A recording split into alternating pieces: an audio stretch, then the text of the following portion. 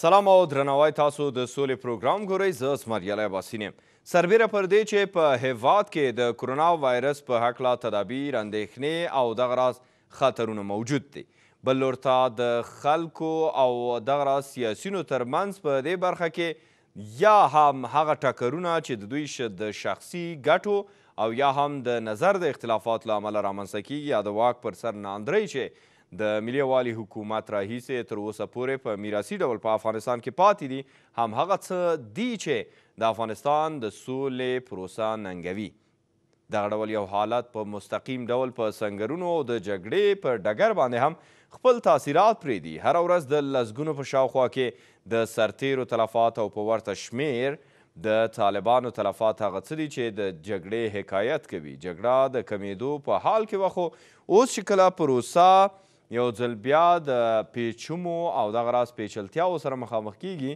د جګړې شدت هم ورسره محسوسیږي ولې د تلفاتو زیاتوالی محسوس دی په دې منځ کې ملکي تلفات هم ریپورټ ورکول کیږي او په دې هکله څومره تلفات رامنځته شوي او نور ورته مسایل په دې ریپورټ کې وګورئ او تر هغې وروسته راګرځو ورسره په تړلو هغو مسایلو تم کیږو چې سولې پورې تړاو لري د افغانستان د جګړې ډګر لا هم ګرم دی په تیرو لسو ورځو کې د امریکا او طالبانو د سولې له هوکړې وروسته د افغان ځواکونو او ملکیانو لپاره مرګونې ورځې وې تازه برید د لوګر په برکي برک کې سوی چې 4 امنیتي سرتیري پکې وژل سوي او 4 نور ټپیان سوي دي شمیرې ښیي چې په تیرو لسو ورځو کې 130 امنیتي سرتیري او لسګونه ملکیان د هیواد په بیلابیلو سیمو کې وژل سوي دي افزایش حمله های طالبان علیه مردم افغانستان و نیروهای امنیتی افغانستان نشان میده که طالبان پایبند به کاهش خشونت نیستند. په تیرو لسو ورځو کې د امنیتي ځواکونو د مرګ ژوبلې شمیر تخار 19 وژل سوي او 15 ټپیان سوي دي نیمروز 6 وژل سوي او 15 ټپیان دي فاریاب 15 وژل سوي 6 ټپیان دي میدان وردګ 3 وژل سوي دي سرپل 11 وژل سوي او 24 ټپیان لوګر 14 وژل سوي او 7 ټپیان دي سمنګان 2 وژل سوي دي روزګان 9 وژل سوي 2 ټپیان دي بلخ 9 وژل سوي 15 ټپیان دي غزني 1 وژل سوی 4 ټپیان کندهار 4 وژل سوي 8 ټپیان دي زابل 1 وژل سوی بادغیس 15 وژل سوي 6 ټپیان دي کندوز 15 وژل سوي او 2 ټپیان خو کرونا وایرس چې په نړۍ کې وحشت خپور کړی په افغانستان کې د جګړې په پرتله لږ قربانیان لري دغه وایرس په 2 میاشتو کې تر اوسه 50 کسان مړ کړي چې د جګړې د قربانیانو په پرتله څو ځلې لږ دي د فشار په حکومت فعلي باندې راولي هغه خواسته چې دی غواړي په دې حکومت تحمیل کړي یو بل په دې افغانستان کې یو طوفان د جنگ او بل طوفان د کرونا دی که څه هم امریکا ناټو او یو شمیر نور هیوادونه له طالبانو د اوربند د تاوتریخوالي د کموالي غوښتنه کوي خو دغه ډلې په خپله تازه اعلامیه کې یو ځل بیا ویلي چې د اوربند غوښتنه معقوله نه ده دغه ډلې له امریکا او د افغانستان حکومت څخه غوښتي چې د جګړې د پای ته رسیدو په موخه د سولې هوکړه عملي کړي د سولې او امنیت په پروسه کې عملي پرمختګ یوازې هغه لاره ده چې طالبان او امریکا د جګړې پای ته رسولو او افغانان د سولې ټینګښت ته رسوي په داسې حال کې چې مقابل لوری خپل مسؤلیت نه ادا کوي د اوربن او یا بریدونو د کمولو بیا غوښتنه غیر منطقي او فرصت غوښتونکې ده یو ویل حکومت چې موږ بندیان نه خلاصو بیا ویل چې په شرایطو خلاصو بیا تر هغه وروسته ویل چې 15 کسه نه خلاصو بیا ویل 15 کسه نه خلاصو اوس وایي چې 200 کسو ته رسیږي که څه هم د افغانستان حکومت ویلي و چې طالبان په پیل کې د 15 مهمو قومندانانو غوښتونکي دي خو اوس سرچینې وایي چې طالبان د خپلو 150 قومندانانو غوښتونکي دي هغه څه چې دا بهیر یې له ستونزو سره مخ کړی او تاوتریخوالی ډیر سوی دی پر همدې مسایلو تم کیږو راسره د ویډیو کانفرانس له لارې له آلمانه د سیاسي چارو تحلیلګر محمد اسحاق اتمر او دغه راز له سویډن څخه د سیاسي چارو شنونکی حکمت الله حکمت پر لیکه دي دواړو ته ډېر ښه راغلاست وایم ډېره زیاته مننه کوو چې د دغه بحث لپاره مو وخت راکړی دی حکمت صاحب بحث به له تاسو سره پیل کړو له هغه ځایه چې تیر کې هم موږ او تاسې بحثونه وکړل او ډېرې ورځې نه تیریږي یو ځل اوس بیا په رسمي ډول ځینې شمیرې زموږ همکارانو ترلاسه کړي دي چې په یوه ورځ کې د 110 امنیتي سرتیرو د وژل کېدو حکایت کوي. په ورته حالت کې په دغه شمیر باندې د طالبانو تلفات هم محسوس دي. ملکیانو په هکله هم په ریپورټ کې چې یادونه وشوه شمیرې د لوړېدو په حال کې دي. آیا سیاسیونو ته دغه تلفات انسانان ښکاري که یوازې شمیرې او په ورته حالت کې آیا د سولې پروسې پر وړاندې تر ټولو عمده خنډ همدا سیاسي ناندرۍ او اختلافات دي که بل ملحوظ هم موجود دی ستاسو په نظر؟ بسم الله الرحمن الرحیم. سلامونه درناوی یاسین صاحب تاسو ته، درانه استاد ورور اتمر صاحب ته، تاسو همکارانو او لیدونکو ته که اجازه راته راکړئ د په یو لنډ شکل باندې د جګړې دوه کورني لوري دغه زموږ اوریدونکو ته لیدونکو ته ور وپېژنم چې د جګړې دغه دوه بدمرغه لوري څوک دي. یو لوری د طالب په نامه باندې یو څوک دی چې د عصري علومو زده کړه کچه یې په اوسط ډول باندې په ټول طالب تحریک کې 0 ده. د دیني علومو زده کړه د 6 میاشتو څخه تر 12 میاشتو پورې ده. په ټول ژوند کې دوی د کار تجربه نه لري بیل د جګړې څخه. د پردیو هوادونو خصوصا د یو گاونډي هواد د بدمرغه سیاسي او استخباراتي نفوذ لاندې یو تحریک دی. د طالب د پاره عصري علوم، ترقي، ملت پالنه، عصري طب، د ښځو زده کړه دا تر اوسه پورې هم بدبختانه چې جرم دی. د دغسې یوې ډلې څخه په غیر له جګړې څخه بل انتظار درلودل د اوس وخت دپاره هغه هم په داوطلبانه توګه باندې په هېڅ صورت باندې زما په باور باندې چې نه تاسو منطقي بللی سئ نه زه. د جګړې بل لوری چې موږ ورته حکومت وایو هغه څوک دي چې د دوو مختلفو قشرونو یا ګروپونو څخه متشکل دي. یو د غرب څخه رالیږل سوي غله، فاسد، هغه ټکنوکراتان دي چې د دې وطن سره په کلونو اړیکه نه درلودله. په وطن کې کورونه ژوند، اولادونه ژوند نه کوي. د وطن غمیزه د دوی دپاره یوه ننداره ده، یوه ډرامه ده، بل څه نه دي. بله ډله یې متاسفانه هغه تنظیمي جنګسالار، د بشر د حقوقو ناقضین، غاصبین، غله او فاسد افراد او اشخاص دي چې د خپلو ګټو دپاره دغه هیواد څو لسیزې په ګروګان کې نیولی دی، نه پرېږدي چې صلح ته ولاړ سي. بناء د دغې دوو لورو څخه تاسو یوازې یو انتظار درلودلی سئ چې دوی دغه بدمرغي، دغه غمیزه، دغه جګړه نور هم شدت ورته ورکړي او بالاخره زموږ څخه دغه قربانۍ چې تاسو وویله، زه تاسو ته په اطمینان سره ویلی سم اباسین صاحب چې دغه ارقام چې تاسو ته در رسېدلي دي دا 2 چنده 3 چنده دي. بېګا شپه زما د پلارني جنتي ولایت روزګان په مرکز ترینکوټ کې د الوتکو بمبارو، د هلیکوپټرو بمبارو، د طالب د ثقیل صلاح انداختلو، د روژې په دغه مبارکه میاشت کې ورور وژنه، مسلمان وژنه په خرپ سره روانه وه. هېڅوک یې د هغه ارقام نه لري چې بېګا د روزګان د مظلوم ولس په خاص روزګان کې د ګیزو په ولسوالۍ کې په چوره کې خصوصا په مرکز ترینکوټ کې څونې مسلمانان، ماشومان، ښځې او انسانان وژل سوي دي.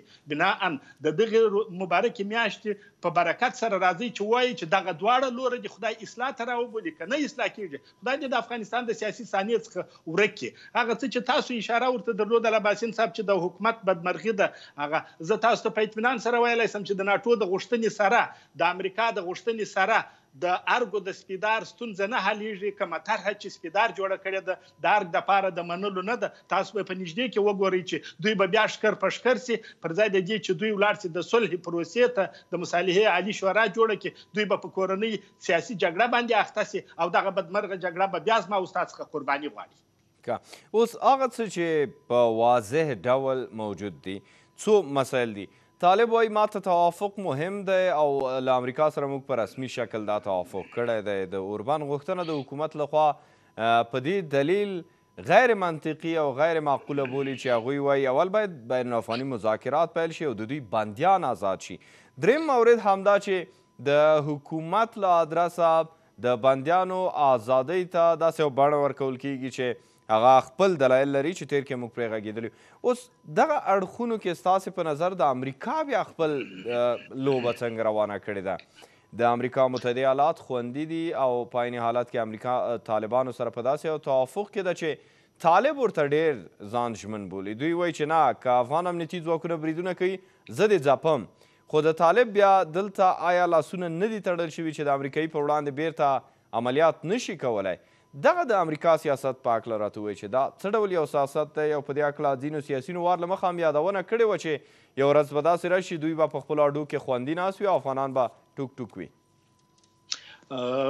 طالب په دغه منطق کې د امریکایانو سره په حق دی چې په تړون کې هغه څه چې تاسو زموږ سره تعهد کړی و هغه مو پر ځای نه کړلی. ولې که راسو چې د طالب دغه منطق ته وګورو چې آیا ته د تړون منل په امریکایانو باندې د افغانانو په وژنه د جګړې په شدت باندې او د خپلو زلمیانو په وژنه باندې غواړي، بیا طالب پر نه حق دی، پر حق نه دی. د حکومت لور واقعا چې د خطر د تړون په وړاندې باندې د اولې ورځې څخه سبوتاژ کړی دی، د صلح په وړاندې باندې سبوتاژ کړی دی، د ټاکنو څخه بیا تر نننۍ ماجرا پورې دا ټول د صلح په پروسه کې خنډونه دي چې حکومت یې آګاهانه اچوي. هغه دوه عنصر چې مې درته وویلې چې حکومت د چا څخه متشکل دی هغه هم دغه افراد او اشخاص دي. عباسین صاحب وروستۍ خبره که اجازه راته راکړې چې وکوم، یو مشهور اقتصاد د یو پاټک سالار چې حتی په غربي رسنیو کې نشر شوی ده چې کوم وخت چې تنظیمونو قدرت ونیولې په کابل کې، نو په مسجد کې یو ملا دعا وکول چې خالق دې وطن ته امن او صلح راولي. وایي پاټک سالار ملا ډېر ووهلی، پس له وهلو څخه ویل چې نوره دا دعا تکرار نه کړې. ملګرو پوښتنه ځینې وکول چې تا ولې دا کار وکولی؟ ول که صلح راسي نو ډاکټر به ډاکټري کوي، انجینر به انجینري کوي، معلم به معلمي کوي. زه به په هغه صلح کې څه لرم؟ زما ژوند، زما جاو جلال په جګړه کې دی.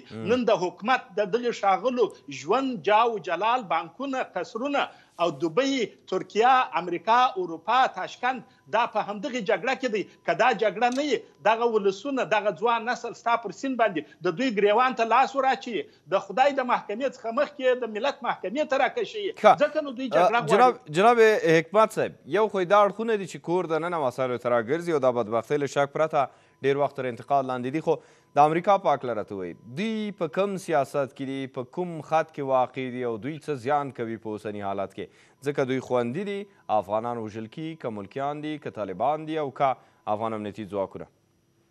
امریکا خو د تل دپاره دوه مخی سیاست او افغان دښمنه سیاست په دغه 19 کلونو کې مخته بیولی دی. اوس امریکا په واضح توګه باندې د پنجاب د جنرالانو سره د باجوا سره یو توافق ته رسېدلی دی، او هغه د دغه توافق محتوا دا ده چې امریکا به یوه نوې جګړه، یوه نوې ستراتیژي د سړې جګړې په فورمول باندې د افغانستان د ګاونډیانو د تهدید لپاره، خصوصا د چین، روس او ایران د تهدید لپاره د پاکستان د استخباراتو د ISI په مصلحت باندې رامخته کوي. د دې لپاره دوی ضرورت لري چې په افغانستان کې د جګړې شدت ته اجازه ورکړي، شین څراغ ورکړي. او که داسې نه وي، زه تاسو ته په اطمینان سره درته ویلی سم چې په یو فشار باندې د لاهور پنجاب طالب دې ته حاضرولی سي چې د اورکم او یا د اوربند ته حاضر سي.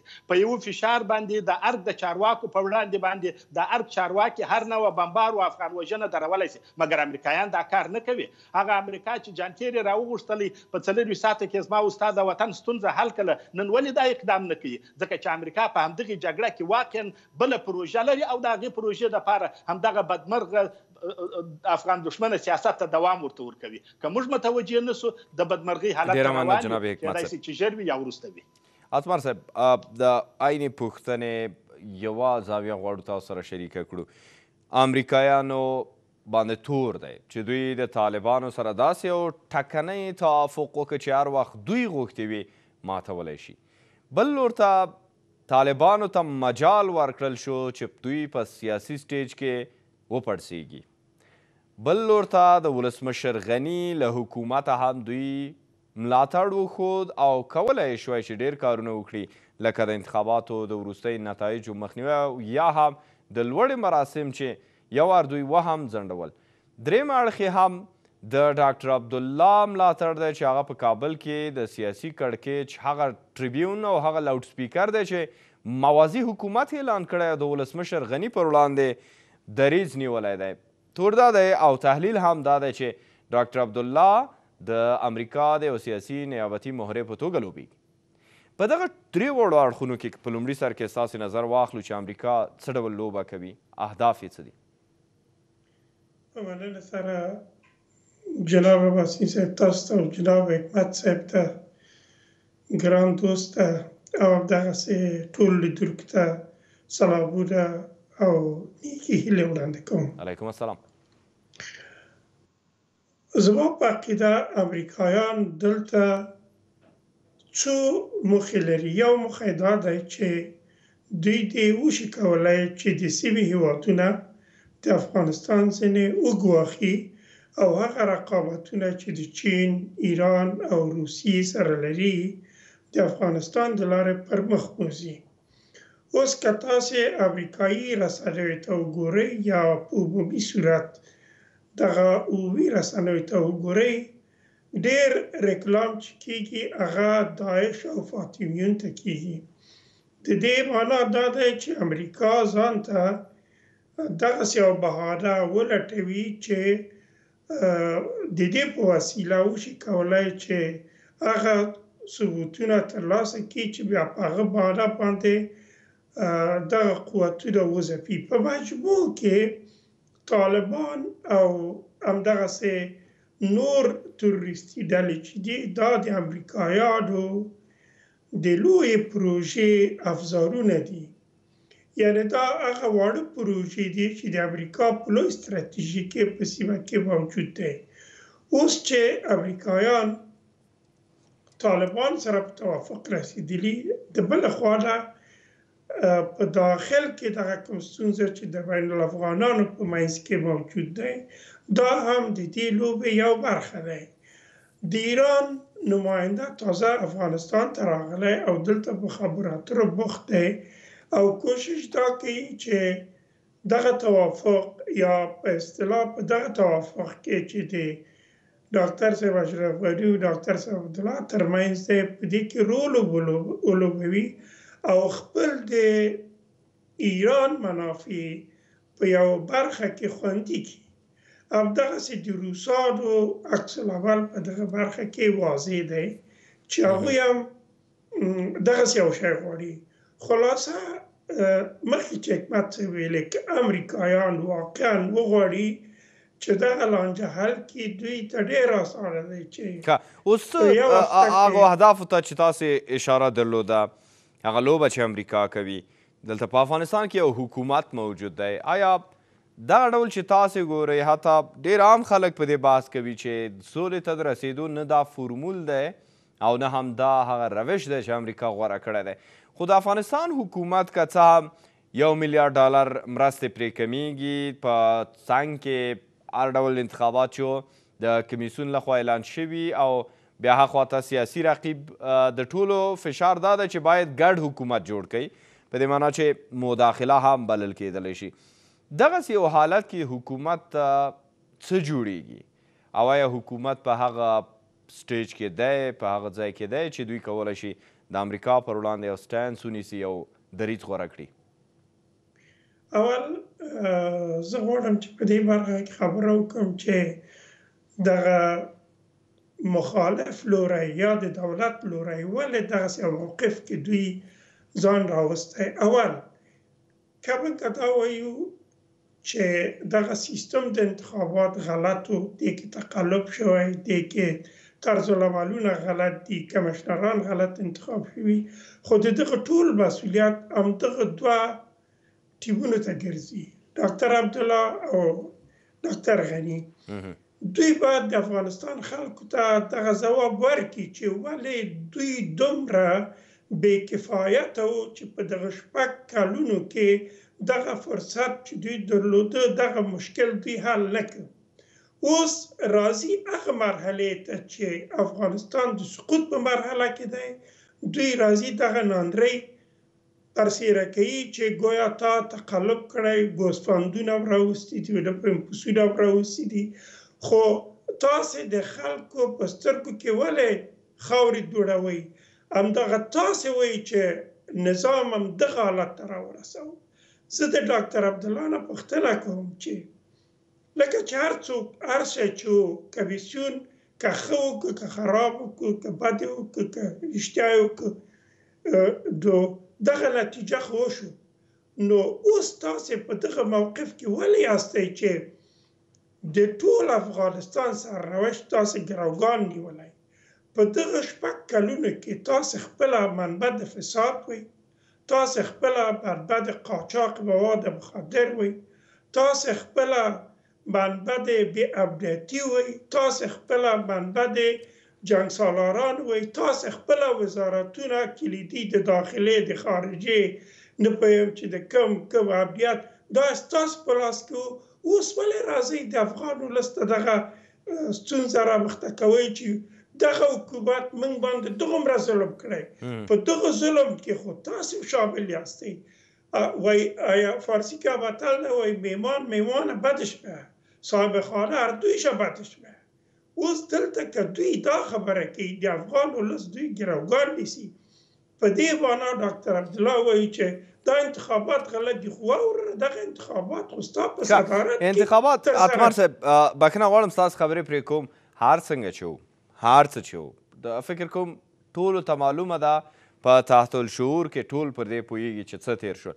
خو زه راځم اصلي موضوع ته او هغه دا ده چې حکومت که پوهېږي چې امریکا بودجه ورنه کړه، انتخاباتو یې ملاتړ ونه کړه، په عیني حالت کې دوی ولیدل چې لوړپوړي استازي په ځانګړې توګه د افغانستان د سولې په تړاو د امریکا ځانګړی استازی ښاغلی خلیلزاد او د امریکایي او بهرنیو ځواکونو مشر او قومندان یې سکوت میلر هلته ورغلل او په دغه ناسته کې ګډون وکړ، په دې معنا چې ارجحیت یې ورکړه برعکس ډاکټر عبدالله ته ورنغلل. دغه راز په بېلابېلو مواقعو کې د امریکا سفیر هم انتخاباتو باندې ټینګار کوه تر هغې مخکې چې نتایج اعلان شي او دغه راز نور مسایل. اوس بیرته راځي د ډاکټر عبدالله پلوي هم کوي، وایي ټول شموله حکومت جوړ کوي. موږ په یاد دی 2014 کال کې چې د وخت د بهرنیو چارو وزیر د امریکا جان کیری راغی او په افغانستان کې د ډاکټر غني او ډاکټر عبدالله لاسونه پورته کړل او موږ د اساسي قانون نه هاخوا د ملي یووالي حکومت په نامه د دغه حکومت شاهدانو چې د افغانستان خلکو 15 کاله وزغمه. اوس بیا یو ځل د دغه کارونو لپاره هڅې کیږي، خو پوښتنه ده چې ولسمشر غني که ځان رښتیا ولسمشر بولي او تاسې یې که بولئ، دوی آیا هغه څه کوي چې یو مشر ته ښایي د یو دولت په راز کې واقع اعلی سرقمندان ته ښایي چې تلفات لوړیږي، خو د دوی موقف د هغه چا په وړاندې واضح نه دی چې هغوی په افغانستان کې هغه تورونه او تحلیلونه چې موجود دي یوه ګونګه لوبه پیل کړې ده، د هغه هم ملاتړ کوو، د بل هم د مخالف هم، او په خپله هم جنګېږه، خو خپله خوندي پادشاهیان د امریکا متحده ایالاتو ملګري. آیا هغه موقف د حکومت شته ده چې د دوی پر وړاندې وښیي؟ زه 2 شیان دلته غواړم او هغه شیان دي چې ما نه غوښتل، خو هغه وجداني مسؤلیت زما ایجابوي چې دغه خبره مطبوعاتو کې وکړم. 3 کاله مخکې یا 3.5 کاله مخکې یا څومره مخکې ما سکاٹ میلر سره په کابل کې ولید د ناټو په مرکز کې، او هلته دغه ټول جریان ما ورته تشریح کړ چې وروره ته قومندان د دغه ځواکونو یې، اصل قصه په افغانستان کې نشته، اصل قصه د سرحد نه ایسته دی، د تروریزم ځالې اخواته دي. تاسو که غواړئ سوله په افغانستان کې راشي نو تاسو خپل توجه هغوی ته وګرځوئ. خو دوی خو داسې نه دي، موږ خو دا خلک ښه پوره پېژنو، ستاسې خبرې ټول اوري، ستاسې خبرې ټول یادداشتوي. بل قمندان سره د هغه نه مخکې کوم چې هغه سره ما لیدلي وو، د هغه په دعوت باندې زه ورغوښتل شوم، هغه ته ما دا خبره کړې وه. لیکن تر دې نه پورې زموږ په خبرو باندې هیڅ چا د چا خبره غوږ ونه ګراو. اوس هم بل خبره چې زه غواړم تاسو ته ووایم، او دا خبره د ملي اردو مسؤلین په زما خبره تاییدوي او قضاوت به کوي. اوس هم زموږ اردو دغه توانمندي لري چې دغه طالب وځپي، لیکن تاسو په دې خبر یاستئ چې دغه ملي اردو ته سلا نه ورکول کیږي، اجازه د عملیات نه ورکول کیږي، تیاره نه ورکول کیږي، امکانات نه ورکول کیږي چې دوی د طالب پر ضد خپل عملیات پر مخ بوځي. لکه چې حکمت صاحب ویل، زه دوی سره 100% کې موافق یم.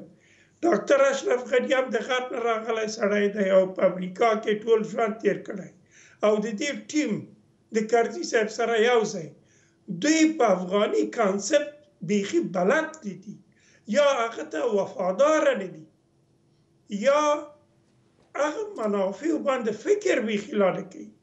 نو خبره دلته دی چې په دغه لوبه کې دا یو ګونګه استخباراتي لوبه ده.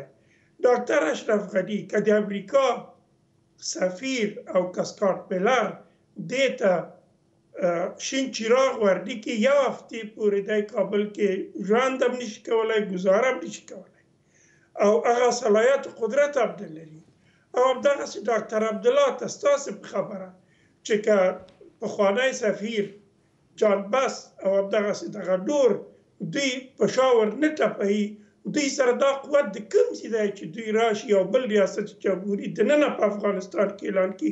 دا واقعیتونه موږ باید خلکو ته ووایو ځکه چې دا زموږ وظیفه دی وجداناً چې امریکا لوبه روانه کړی دی سیمې ته او دا ټول بدبختي چې تاسې په افغانستان کې ګورئ دغه د هغه رقابتونو نتیجه پس یعنې تاسې ویل غواړئ چې حکومت بیخي کمزوری دی یا کمزوری ساتل شوی دا توقع چې دوی د امریکا په وړاندې موقف ونیسي دا توقع ډېره منطقي نه ده نه ده نشي کولی. ډېره مننه جناب اتمر صاحب. یو آخري خبره امریکایان غواړي چې خپل لوبه خپل رقابت د ایران سره او ایران غواړي چې دغسې مداخلاتو په ذریعه په افغانستان کې د تیلو مسله ده دا بله برخه ده، اقتصادي مسله ده دا بله برخه ده. دا ډېر لوی ابعاد لري، وسیع ابعاد لري چې موږ او تاسو په دې باندې په دغسې یو کوچني پروګرام کې بحث وکړو. ډېره زیاته مننه اتمر صاحب راسره پاتې شئ. دغه راز حکمت صاحب او لیدونکو په دې شیبو کې به لنډ د واخلو تر هغې وروسته بیرته راګرځو. بیا هم ښه راغلاست. تام یو د سولې پر روان وضعیت او دوه ښاغلي میلمانه اتمر صاحب او حکمت صاحب راسره په لیکه دي. سویډن ته ورځو. حکمت صاحب هلته دی. حکمت صاحب هغه ډول چې مسایلو ته اشاره وشوه که مسایل رالنډ کړو هخوا ته د افغانستان د خلکو داسې یوه تلوسه او تنده چې سولې ته یې دا څه د پاسه 40 کاله لري یا هم ویلی شو تقریبا نیمه پیړۍ نیم قرن یوه تنده هغه تر اوسه پورې هم نه پوره کیږي. دې خو امریکا ویلي چې دا شی موږ درکوو یعنې سوله به راولو او توافق یې هم طالبانو سره کړی. یو حکومت چې اتمر صاحب ورته اشاره درلوده که تاسې هم موافق یاستئ په ورته خواصو چې دا حکومت نه د غږ پورته کولو جرأت لري نه هغه ظرفیت لري چې د امریکا په څېر یو هیواد سره د هم ملګرتیا وکړي او هم د خپلې ګټې ورسره تقسیم کاندي. په دغسې یو دولت کې آیا فکر کولی شو چې موږ واقعا داسې یو پروسه په مخ کې لرو چې هغه د افغانستان ته خیر راوړي سوله دې راوړي که چېرې حکومت هم کمزوری بولئ طالبانو باندې هم تاسې مخکې نیوکې درلودې هغوی هم په داسې یو چوکاټ کې ورولوېدل چې وایي جهاد یې پیل کړی اوس د امریکا سره جهاد نه کوي دې خواته افغان اردو سره جهاد پیل کړی دا چې څه جواز ورته لري دوی باید ووایي. خو د دغسې یو چوکاټ په پایله کې د دغسې یو زماني جدول په پای ته رسېدو سره د سولې خیال خوب او هغه وهم چې اوس موجود دی تاسې فکر کوئ چې رښتیا کېدلی شي؟ زه د اتمر صاحب د عالمانه او بېپرې تحلیل سره په کل کې 100% کې همغږی یم.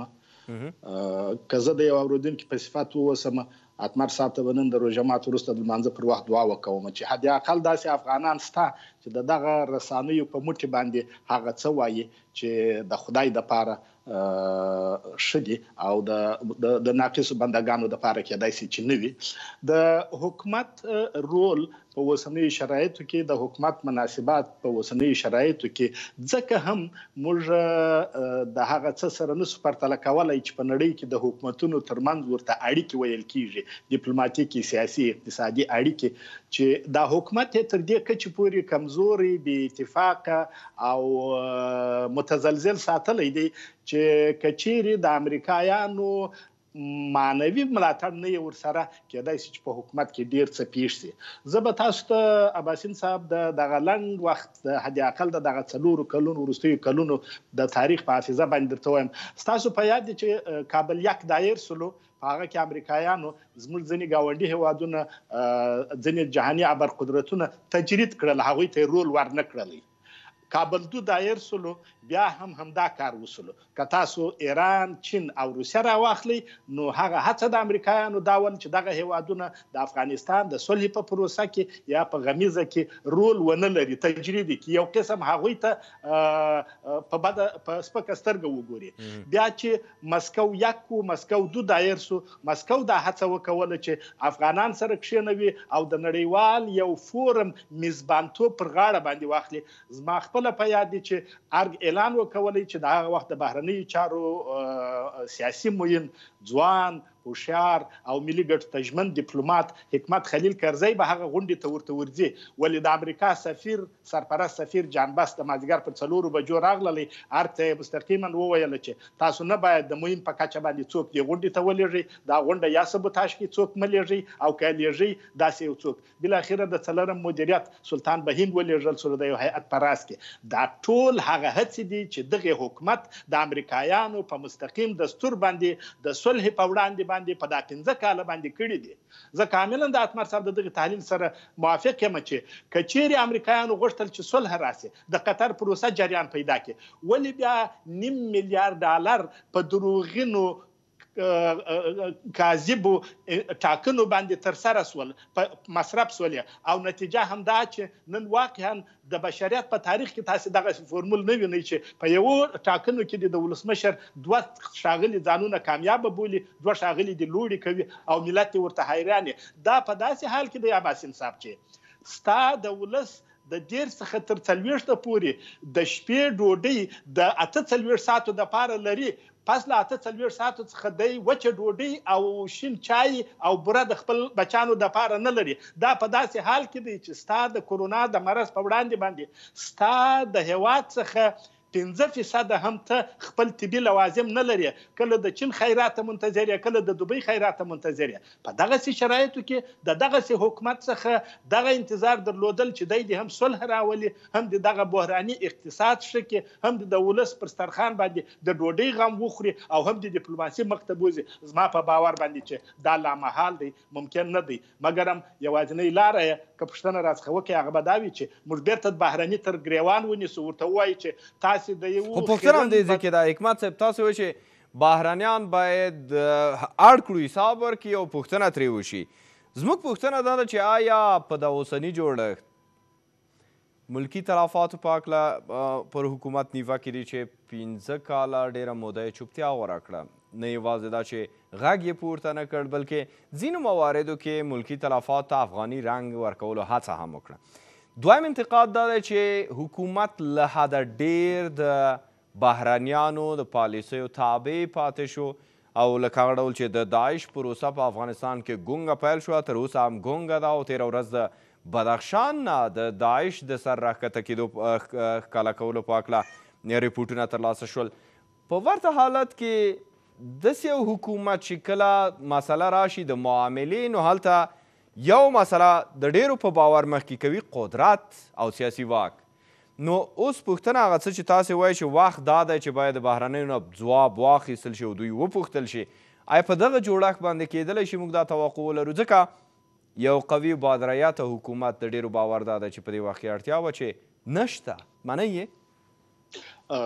سل په سله کې زه دا باور لرم لکه ټول افغانان چې مستقل فکر لري، ملي فکر لري، افغاني فکر لري، هغه په دې باندې باور لري چې نننی حکومت د امریکا څخه د خپلو ګټو دپاره د میز پر سر باندې پوښتنه خو څه کوي چې حتی په خندا ژړلی هم نسي، ورته چپ پاته دی. یو ساده ثبوت یې زه درته وایم چې ډاکټر صاحب اشرف غني چې زه ورته درناوی لرم، په لومړۍ دوره کې مې ورته کمپاین هم کړی دی، په ټول 6 کاله کې د لسګونو زرو سلګونو زرو افغانانو پر وجنه باندې د یو اعلامیه ورنه کړله، تاثیر یې ښکاره نه کړلی، غندنه ونه کړله.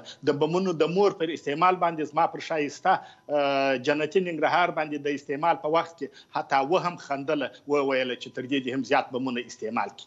بناء د دغسې چارواکو څخه د امریکایانو تر ګریوان نیول انتظار مه باسئ. اوس چې تاسې دا وایئ چې توقع نشي کېدلی له دغسې یو جوړښت، له دغسې یو مشرتابه، نو حل لاره څه ده؟ په دې به تم شو.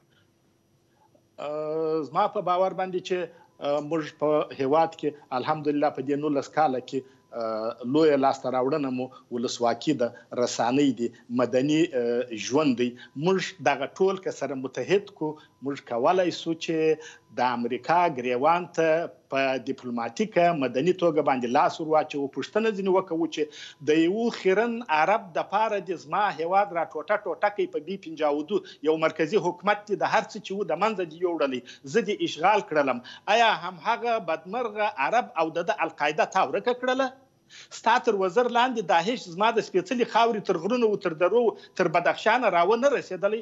زه باید ستا څخه پوښتنه وکړم چې تا ماته په دې 19 کاله کې په غیر له زورونې څخه څه راته راکړي دي؟ که دې پیسې مصرف کړي دي، موږ د امریکا د مالیه ورکوونکو څخه کور ودانۍ کوو، خو تا دا پیسې غلو ته، غاصبینو ته، خپلو هغو غاصبو شریکانو ته ورکړلې چې 100 زره تا ته درکولې، 10 زره ده په غلا واخیستلې. نو آیا فکر کوئ دغه ټول موارد که چېرته امریکا او د دوی متحدینو ته وویل شي چې په افغانستان کې د یو ځاپرځواک هیواد په توګه هم سیاسي او هم نظامي حضور او اغیز لري، په دوی څه تاثیر کوي؟ ځکه باورونه خو دا دي چې د دوی لپاره ګټې مهمې دي، که هغه په خندا وي، که په چوپتیا وي او که په ژړا وي، دوی په هغې د هغې لپاره غواړي ځان ورنږدې کړي.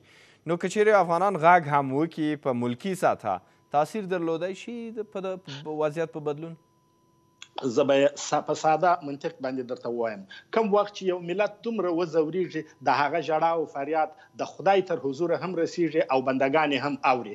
او که دا ملت ډېر مجبوره شي، بیا به د امریکایانو د لاسنیوي په خاطر باندې چې جبر و ظلم څخه ځان وژغوري، یو بل چاته لاس ور واچوي، ورته ووایي چې مرسته راسره وکړو. موږ د شوروي د اشغال په وخت باندې همدغې جابر امریکا ته لاس ور وځغولی، ورته ومویل چې د شوروي د اشغاله مو خلاص کړه. که سبا ته ضرورت سي، یا به چین، یا به روس، یا به عرب، یا به ایران دغه صحنې ته راودانګي، بیا به دغه مجبوره افغانان همهغه بدمرغه ته لاس ورته ورکړي او دغه امریکایان به شرمنده د دغې خاورې څخه وباسي. ځکه امریکایانو ته پکار ده چې د افغانانو فریاد واوري، د دغې حکومت سره د خپلې معاملې نورې پرېږدي، د قطر دفتر د یوازینی ادرس نه ګرځوي.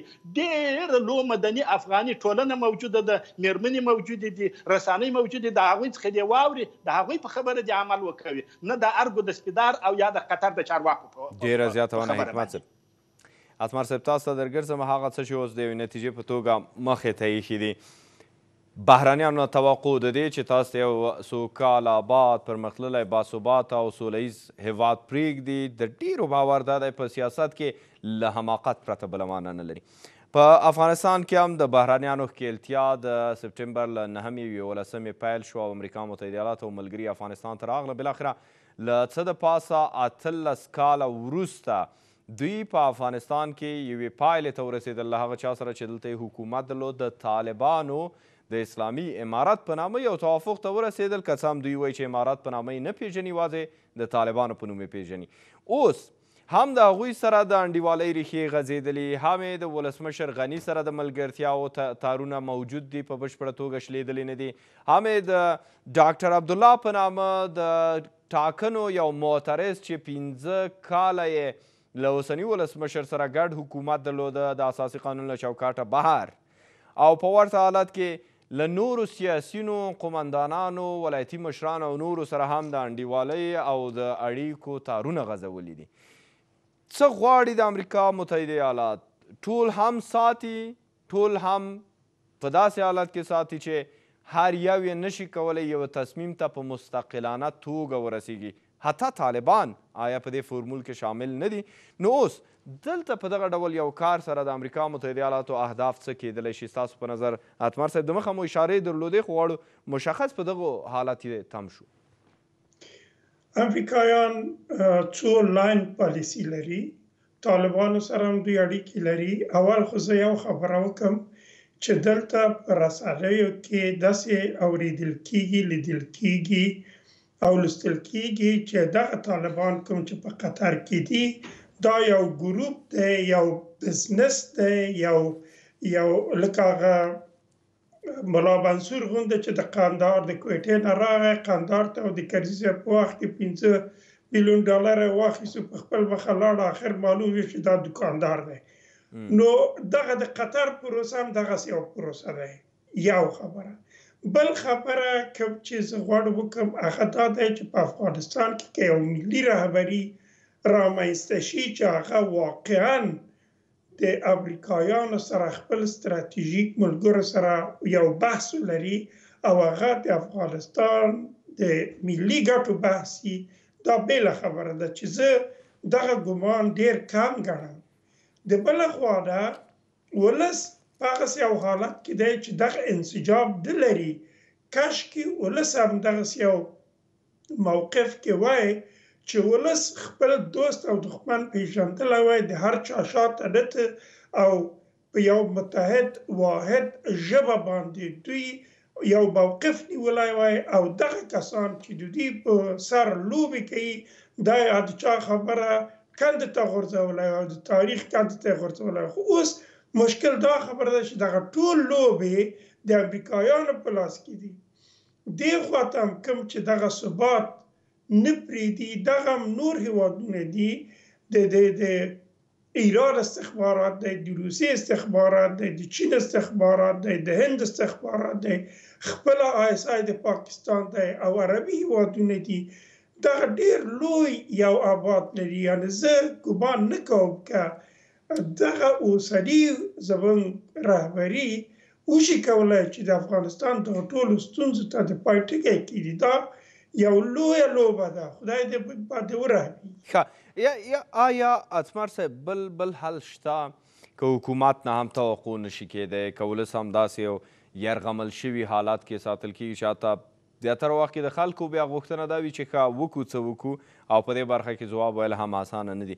نو لاره څه ده؟ د مخه حکمت صاحب اشاره درلوده چې حتی افغانان به اړ شي چې د امریکا له رقیبانو سره لاس یو کړي. رقیبان هم په داسې یو حالت کې دي چې حکومت خو محدود ورنه ساتل شوی لکه چین او روسیه، او په ډېرو مواردو کې حتی حکمت صاحب یو ښه بېلګه او مثال یې هم ورکړ چې د تاریخ یوه برخه کیدی شي لکه څنګه چې دوی ویل. ستاسې په نظر بله لاره شته، داسې یو لاره چې په هغې کې وین وین یا د ګټې انتخاب موجود وي؟ امریکایان په همدې قدرت سره له شک پرته افغانستان ورسره ډغره خو نشي وهلی، په یو نه یو بله پلمه احتمالا بیا یو څه وکړي. دریم انتخاب څه دی په دې منځ کې چې کولی شو له هغې استفاده وکړو؟ اوس یې ښه فرصت دی او په داسې یو فرصت کې چې سوله لا هم زمزمه کېږي یا د اقل په الفاظو کې. موږ باید یو ښه ډیپلوماسي ولرو. یو ښه ډیپلوماسي دپاره یو ښه ستراتیژي جوړ کړو. دا کار باید په دې 10-15 کلونو کې شوی وای چې متاسفانه ما خپله همدغه ډاکټر صاحب ته ویلي دي چې وروره په دغه لاره چې ډاکټر صاحب اشرف غني ته چې ته روان یې دغه لاره ترکستان ته ځي، دغه ستاسې ویز ډیپلوماسي نه دی، ته ډیپلوماسي نه لرې. اوس که اوسني دولت یا زموږ سیاسیون یا هر څوک چې رهبري لري د دې افغانستان یو ښه ډیپلوماسي طرحه، یو د ستراتیژیک د آینده دپاره ولري او دا د بدون د ډاره شریک دي، لکه چې حکمت صاحب ویله موږ دا حق لرو چې حتی نور هېوادونو سره دا خبره مطرح کړو چې موږ په مضیقه کې یو، همسایګانو سره مطرح کړو چې موږ په مضیقه کې یو، خپله ستراتیژیک دوستانو سره کرښه کش کړو چې وروره دې نه ایسته ته سره نشي ګزاره کولی. خو دا کار اوس څوک وکړي؟ اتمر صاحب محترم، تاسو خو حکومت نه په هغه پوزیشن کې دی، نه هم هغه ظرفیت لري او حتی ستاسو او دغه راز حکومت صاحب د خبرو نه خو که زما برداشت صحیح وي نو تاسې راته وویل اراده یې هم نه لري چې داسې یو څه وشي. نو دغه وړاندیزونه چې تاسې کوئ چې باید ستراتیژي ولرو، پالیسي ولرو، ګټې او تاوانونه سره معلوم شي او بالاخره د افغانستان ملي منافعو ته په ارجحیت کې داسې یو چوکاټ ایجاد شي چې موږ پوه شو سیمه او نړۍ کې قدرتونو سره باید څنګه ولاړ شو. اوس حکومت تاسو خو د مخه لا وویل چې دا کار نشي کوی، نو دا غوښتنې مو د چا نه دي؟ څوک دا کار وکړي؟ ګورئ، زموږ هغه کسان چې یو تعداد یې په خپله نظام کې دي روشنفکران دي، تحصیل یافته دی، ملي ګټو ته وفادار دی. دا خو زما د خبر مطلب دا نه دی چې د رئیس جمهور نه نیولی بیا تر یو مدیر عمومي دا ټول همدغسې دي. نه، دغه کسان د دولت باندې فشار راولي، لاره دې بېله کړي، بدني حرکتونه دې وکړي، خلک دې ورسره ملګرتیا وکړي او خوځښت دې رامنځته کړي. اوس خو دغه خوځښت بیخي نشته، هېڅ ځای کې تاسو دغه خوځښت نه ګورئ.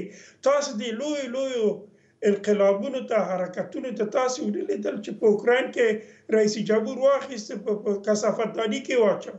تاسو ونه لیدل په دغه د یلسین په وخت کې چې دغه په روسیه کې ترسره شو، همدغسې په بلغاریا کې ترسره شو، همدغسې په رومانیا کې ترسره شو، همدغسې دغه حرکتونه تاسو په دې نورو هیوادونو کې ونه لیدل.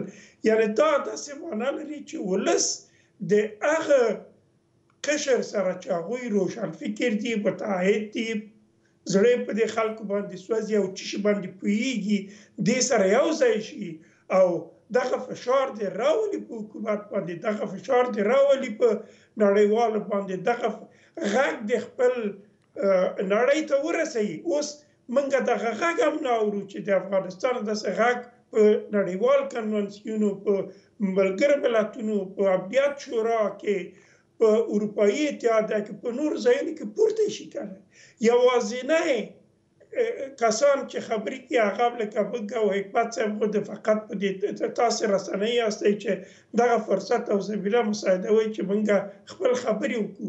زما خبره یو بدني حرکت، یو د ښکته نه پورته خواته یو حرکت، بالاخره که ولس دغه حرکت ترسره نه کړي نو افغانستان به همدغه حالت 50 کاله نور هم تجربه کوي. ډېره زیاته مننه اتمر صاحب. حکمت صاحب، مسایل چې کله راګرځي په دوو بعدونو کې ویشل کیږي. موږ دوه چوکاټه تر سترګو کیږي او ستاسو خبرو کې همدې ته اشارې وشوې په یو یا بل شکل باندې. یو هغه چوکاټ دی چې اوس شته، دا چوکاټ عبارت دی د دې چې د امریکا متحده ایالاتو له څه د پاسه 18 کاله وروسته د طالبانو سره پر دې توافق وکړ چې دوی به په 14 میاشتو کې افغانستان پرېږدي او د طالبانو نه هم ګویا تضمین واخیستل شو چې دوی به د ترهګرو ملاتړ نه کوي او په دې برخه کې به خپلې اړیکې له القاعده او نورو سره پرې کوي. پایله یې دغه توافق شو چې لاسلیک شو د فبروري په 29. موږ یو حکومت لرو په همدې چوکاټ کې او دا حکومت تاسې یادونه وکړه ستاسو له زعمه چې دا حکومت نه درایت لري، نه اراده لري او نه هغه ظرفیت چې موږ ترې توقع وکولی شو. یو موجود دغه ساختار دی چې لرو، یو دا ده چې یو بل نوی حرکت، یو نوی چوکاټ باید جوړ شي چې اتمر صاحب هم اشاره درلوده او تاسې هم اشاره درلوده هغې ته چې باید د سیمې هیوادونو سره اړیکو پراختیا باندې په بدیلو لارو باندې فکر وشي، د امریکا نه پوښتنه وشي او ورته نور حالت. د دې اوسني چوکاټ په دننه کې غواړو مسایل یو ځل بیا هم مطرح کړو. یو څه کیدی شي چې څه چې په لاس کې شته، څه شی چې پیل شوي دي، په دې کې داسې مخکې لاړ شو چې حداقل نسبي منطقي ثبات د افغانستان لپاره بالاخره هغه حالت ته ورسوي چې موږ یې د آغاز شاهدان اوسو. حداقل دوه طرز د انکشاف زما په باور باندې چې ممکن دي. لومړی دغه حکومت د ډاکټر صاحب اشرف غني په مشري باندې هر څه چې دی هغه څه دی چې موږ نن لرو. که ټاکنې هم نه وای سوي هم دغه ډاکټر صاحب اشرف غني او ډاکټر صاحب عبدالله به پاته ولی، حکومت ته به دوام ورکړی ولی، موږ یې ډېر پروا نه درلودل، موږ دا خبر هم وکړله. همدغه حکومت باندې موږ غږ دی چې تاسو د ناټو هغه غوښتنه چې پرون د وړمه ورځ تاسو څخه یان سانسبري در څخه وکړله او بیا خلیلزاد د بهرنیو چارو وزارت د امریکا تایید کړله چې حکومت ته دوه ماموریت ورده غاړه دي: کور دننه کې جوړ جاړی، اجماع راوستل، د سپیدارو د ارګ د جګړې ختم او د زندانو بېله چونو چارات څخه خلاصون. که حکومت دا دوی دندې ترسره کړي، زما په باور باندې چې طالب باندې به بیا ورته فشار د خپلو ملاتړو او د افغانانو او د نړیوالې ټولنې د خوا څخه راسي چې طالب که اوربند ته نه حاضرېږي نو ورکم ته دې حاضر سي او په عاجله توګه باندې د کورونا د بحران د ختم سره سم باید بین الافغاني مذاکرات هر چیرې وي، که په قطر کې وي، که په اوسلو کې وي، که په برلین کې وي او یا په بله نقطه کې وي، باید شروع سي. دا د حکومت د طرف څخه. دوم حالت د بشري تاریخ د سیاسي او ملي او انقلابي جنبشونو په مطالعه باندې په تجربه باندې درته ویلی سم چې کله کله ولسونه ځان ته لار غوره کوي او هغه لار ډیره معقوله راوځي کولی سي. په هغه 80 میلیونه د پښتنو بلوڅو په خاوره کې چې د ترهګر پاکستان د پوځ په وړاندې باندې چا کلمه نسو ویلی، یو ځوان هلک 15 کلن منظور پښتون راجګ سلو د پی ټی ایم غورځنګ یې جوړ کړلی او دغه جابر ترهګر پوځ یې په ګونډو کلی. نن پښتانه هلته د حق او د عدالت او د خپل د سرنوشت خبره کولی سي. موږ افغانان به هم دغسې یو 15 کلن ځوان پیدا کړو، هزاره به پیدا کړو. خو وخت لرو. اوس مسله دا ده چې موږ نوی رهبر پیدا کړو، هغې پسې ګرځو او بیا لارې جوړو چې څنګه کیدلی شي د امریکا نه هم پوښتنه وشي څه بنسټ چې دلته د یو نظام یې ښه په دې کې لوړې ژورې کږې او ناسمې کومې دي او هاخوا لاړ شو بیا هغه څه بیرته ورغو چې 12 لسیزې وخت ونیو د ورانکاریو په ډېرو مواردو کې. یا دا یو حل لاره کیدی چې په اوسني چوکاټ کې د زندانیانو د ازادۍ مسلې ته تاسو اشاره درلوده جناب حکمت صاحب، دغه راز نور موارد چې هغه کولی شي حداقل بین الافغاني مذاکرات ته لار پرانیزي. هغه مذاکرات چې رسنۍ به یې څاري، په هغې کې به ټول سیاسیون موجود وي، حکومتي استازي به وي، طالبان به هم اړ وي چې ډېرو مسایلو ته ځواب ورکړي او د ډېرو مسایلو په هکله استدلال وکړي او پایله یې همداسې یو توافق چې لکه د امریکا او طالبانو توافق وي، نړیوال شاهدان وي، تضمینونه موجود وي، شاهدان پکې وي او داسې یو څه رامنځته شي چې هغه له طالبانو سره د جوړجاړي وروسته افغانستان د یو مثبت آغاز په هکله ځینې داسې سیګنالونه او اشارې ورکړي چې خوشبیني رامنځته کولی شي. د دغه بین الافغاني مذاکراتو پایل فکر نه کوئ چې کیدلی شي ډېر مسایل حل کړي او په دې برخه کې خنډونه باید له منځه ولاړ شي؟ د امریکایانو په حضور کې زه ستاسو د تحلیل او د منطق سره 100% کې موافق یم. د امریکایانو په نظامی حضور کې هغه دومره لاره چې ما وړاندوینه یا شکل وویلی دا ډیر ممکن نه بریښي. ولې د لومړي حرکت دپاره چې پر حکومت باندې همدغه سلسله تعقیب ده چې د قطر د تړون پروسه ده، د فشار د راوستلو دپاره باید همدغه سور څراغ حکومت ته، چارواکو ته، د امریکا لاسپوڅو ته، د قطر ډوډۍ خورو غټخیټو ته باید په واضح ټکو باندې ووایي چې نور دا ملت ستاسې د ډرامو او د نورو د برنامو د تطبیق حوصله نه لري.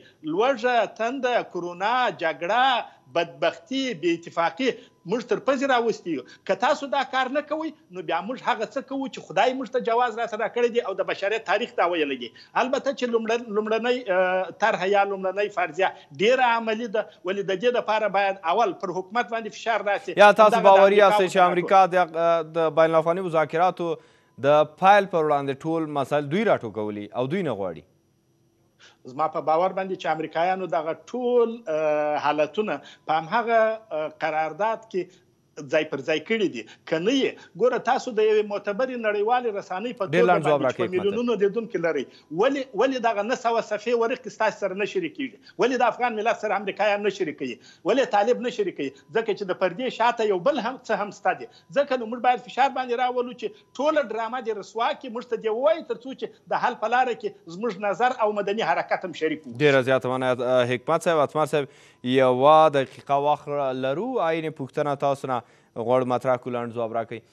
آیا بین الافغاني مذاکرات په هر ډول چې کیږي د دې ټولو ستونزو د سیمې د هیوادونو لوبې، دلته د ګاونډیانو ناغېړۍ او هغه ګټې چې د افغانستان جنګ ډېر په خپلې سناریو کې رانغاړي او یا هم په کور دننه نورې ناخوالې او هغه سیالۍ چې روانې دي، په ټوله کې راشو بین الافغاني مذاکراتو آغاز افغانان آیا تر ټولو تمرکز باید پر همدې ونه کړي چې بین الافغاني مذاکرات پیل کړي چیرې چې افغان له افغان سره ناست وي او دوی په خپلو ستونزو او د هغو په حل وغږیږي او داسې یو چوکاټ رامنځته شي چې په نسبي اطمینان سره د یو بل افغانستان، د یو نوي افغانستان د پیلېدو لپاره بنسټ کیږي؟ موږ ډېر فرصتونه د لاسه ورکړل. دغه بحث، دغه ملي بحث باید په دې 15 کلونو کې ترسره شوی وای. زموږ دریځ باید بیخي معلوم وای. موږ باید په خپل منځ کې مخکې د دې نه چې طالبان سره کینو یا امریکا سره کینو یا طالبان او امریکایان په یو توافق رسیدلی وي، موږ باید خپل افغانان خپل موقف په خپل منځ کې تر اوسه پورې درلودلی وای. زموږ دریځ باید په خپل بین الافغاني مذاکراتو کې تر اوسه پورې ثابت وای. سره د دې رب اوس چې موږ لا پیل په دې کار نه دی کړی، زما توقع دا دی چې که دغه ډاکټر عبدالله او ډاکټر اشرف غني ملي ګټو ته ژمن وي او که دوی واقعا د افغانستان ولس باندې زړه سوځېږي د خپلو خپلمنځي ستونزو نه دې تېر شي، هر څومره زر چې کیدی شي بین الافغاني مذاکرات ته د فرصتونه او زمینې مساعد کړي. هغسې بین الافغاني نه چې دوی مشورتي جرګه راغواړي، هغه د والي نماینده یي، والي خپل انډیوال راولېږي، نه، داسې چې واقعا تاسې هغسې کسانو سره خبرې او بحث وکړئ چې هغه د ولس که مستقیم نماینده نی، حداقل د یو اکثریت نماینده چې هغه د خلکو یعنې بین الافغاني مذاکرات باید پیل شي او خنډونه له منځه ولاړ شي. یقینا ډېره زیاته مننه کوو اتمر صاحب، وخت مو پای ته رسیږي. دغه راز جناب حکمت صاحب چې تاسو وخت وویست، راسره مو په دې مبارکه میاشت کې د روژې چې نسبتا نورو میاشتو ته د تحمل کچه د ځینو لپاره لږ څه کمه وي او وخت مو راکړ، راسره تم شوئ، دا بحث مو وکړ، لیدونکو سره مو خپل نظریات شریک کړل. لیدونکو له تاسې هم منندوی یم، تاسو ته صبر او زغم غواړم. پاک الله مل.